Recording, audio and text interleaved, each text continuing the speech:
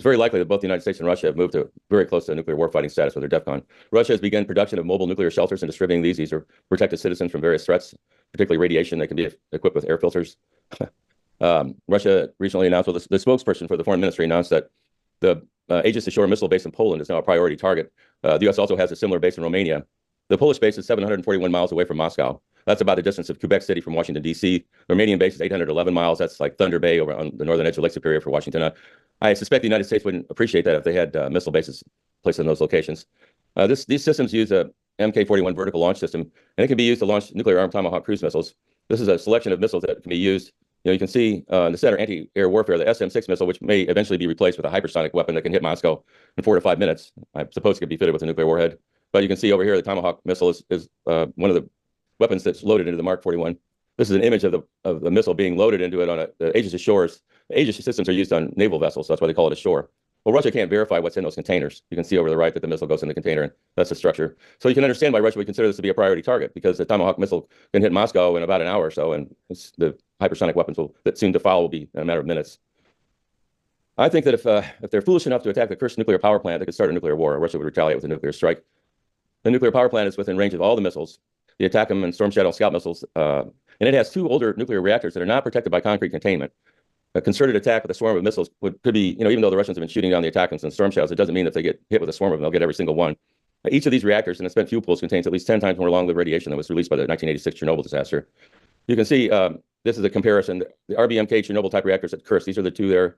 But a modern reactor has a cylindrical concrete dome. It's about 3 feet thick and lined with steel. So they're much more difficult to hit. This is an interior view of the Chernobyl 2 reactor and the Kursk reactor. On the left is Chernobyl. That in the back, that's is the top of the reactors. That's the top of the reactor. And this one, adjacent to that, is the spent fuel pool. So they're right next to each other in a building that's not protected. Now, this is an image that the French nuclear IRSN organization created to show the spread of cesium-137 after the Chernobyl reactor blew up in 1986. These reactors have a graphite core which will burn. So the line at the bottom down there shows as a progression over a 3-week period as radiation spread throughout Europe, and I mean it went everywhere. We got some in North America too, but the areas around Chernobyl and Belarus were really hard hit. This is a map and I made in 1996 by the CIA. The darkest red areas are the exclusion zones. They're too radioactive for people to live in. There's still about 1,100 square mile there. Cesium-137 has a 30-year half-life, so to get 5 half-lives, you will get down to about 3%. 10 half-lives, 1%, but you're talking about 200 to 300 years before you can really live in an area like that. But that shows you what the implications of hitting these reactors. Well, of course, the U.S. and Russia can each launch 800 to 1,000 strategic nuclear warheads at each other in a matter of minutes. Another thing they can do, Russia's developed, this slide was made by Dr. Postel. They have the Poseidon robot unmanned submarine. It's a drone. It's very large. You can see the image of the man standing above it. And Dr. Postel showed that it can fit a 100 megaton warhead in the tip of this. These things can go faster than our torpedoes. They have unlimited range. They can loiter. This is a picture of the Belgorod sub that carries them. You can see the 6 holes in the front where they would be launched. There are 2 of these now that are deployed.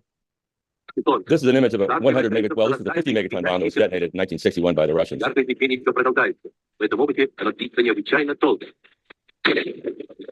believe this photograph was taken at least 75 or 100 miles away from the detonation. It was detonated in a remote area where there weren't a lot of forests or anything, but had it been detonated in an area where it was heavily forested or urban, it would set enormous fires.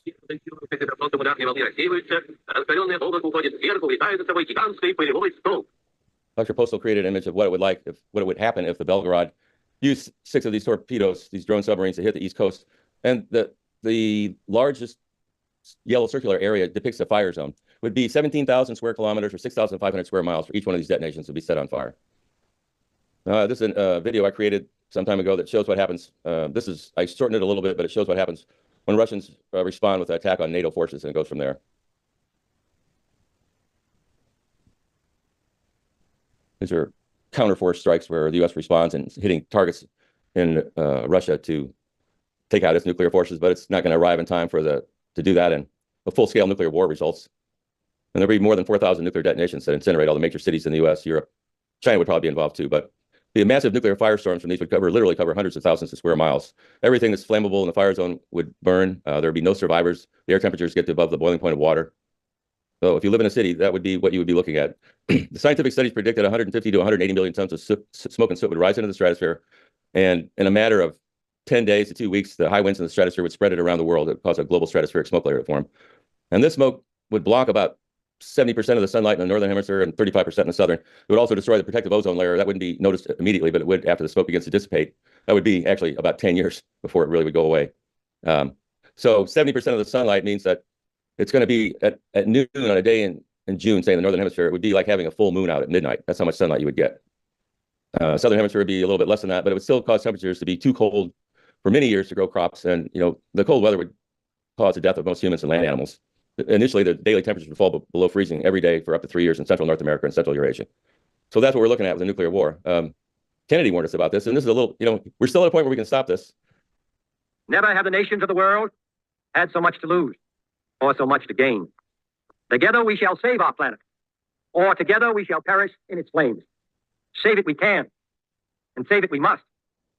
And then shall we earn the eternal thanks of mankind, and as peacemakers, the eternal blessing of God.